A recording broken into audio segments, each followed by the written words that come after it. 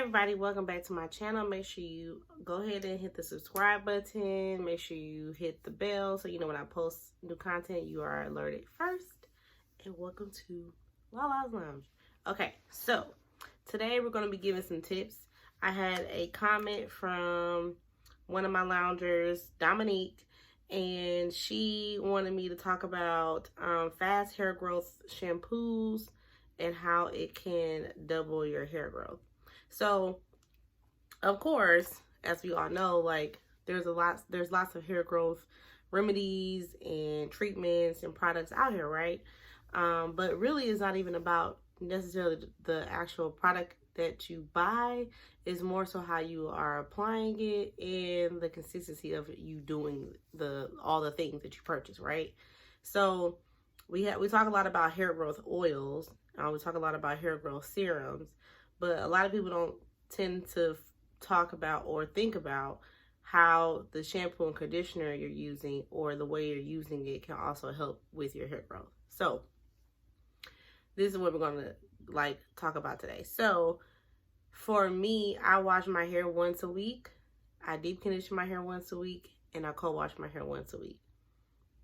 So that's 2 times where I am deliberately putting water, like drenching my hair in water at some point throughout the week and shampooing it or co-washing it. Every single time you shampoo your hair, you need to do a deep condition on your hair at least once a week, okay?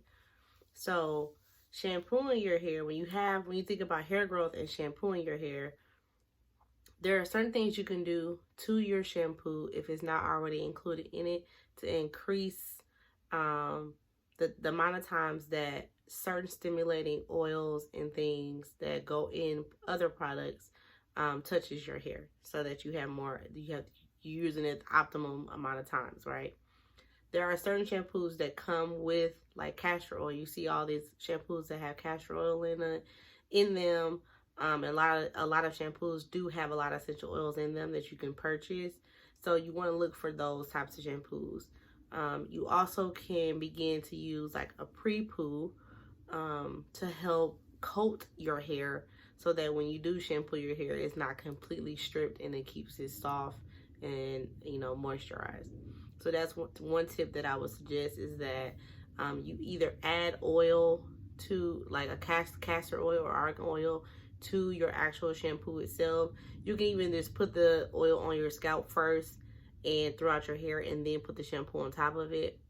Or you could just mix it in your hand itself, or you could just pour the oil into your shampoo bottle if your shampoo does not have any essential oils in them. Or if it's like a clarifying shampoo that's really strips your hair really good, then you want to make sure you're putting something in that to mix it together. So that's one tip that I have regarding shampoos. Another one is to use an actual pre-poo. So some people say, well, what is that? That's just like a co-wash of the pre-poo, whatever. There are certain brands that sell a separate pre-shampoo formula that you can purchase. So I actually just bought the first one I've ever tried. Well, I haven't tried it yet. The first one I've ever bought has been the Miel's pre-shampoo treatment, and it just says it's a pre-condition treatment to soften and condition the hair before shampooing. This is how it looks. I do not know how much this was. I bought it off their website, but I will put the information in the description box below. So this one I have not used yet. This will be another video that I will create and post once I actually test it out. But you can buy, pre-shampoo treatments. You can buy pre-poos. If you do not have a pre-poo, if you do not want to spend money on these extra things, that is fine. You can create your own DIY pre-poo. Only thing that you're going to need is, I would suggest using the aloe vera plant. Cut it open, slather your hair up with it. Coconut oil, okay, you can use that. And you can mix it with your castor oil, and you can kind of get your hair kind of prepped, basically, is what you're doing. You're prepping your hair. Think about it as like when you get your nails done, and how they put the clear coat on, right? And so sometimes people put the clear coat on the bottom and then they put the color on top, whatever, right?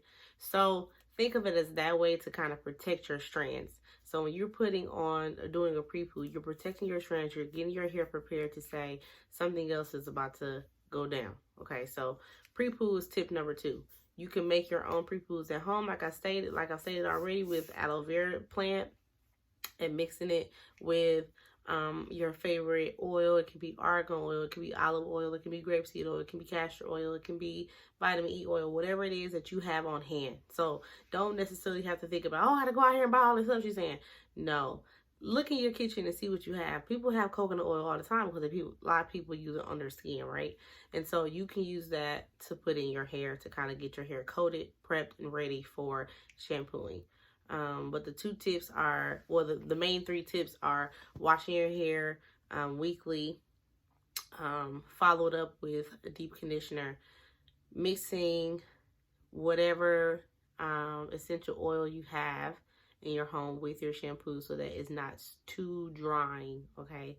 And then using a pre-poo, okay? So if in the ideal situation, you would pre-poo your hair with the product, you would shampoo your hair.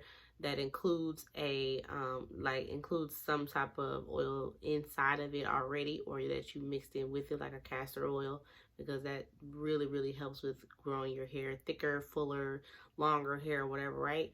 And then the next step would be to deep condition your hair.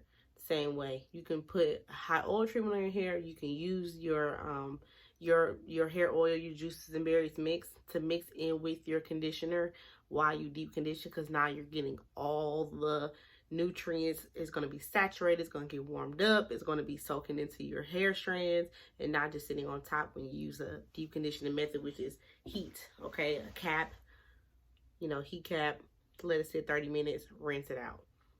So those are 3 things that I feel like are really important when you think about shampooing. Some people's hair needs to sometimes be shampooed more than others, depending on what kind of products you use throughout the week. If you're sweating a lot, just your natural scalp sebum production, how dirty your hair gets. If you forget to, put a satin bonnet on at night, or your whatever cap or scarf you use at night, your hair is probably going to get drier quicker.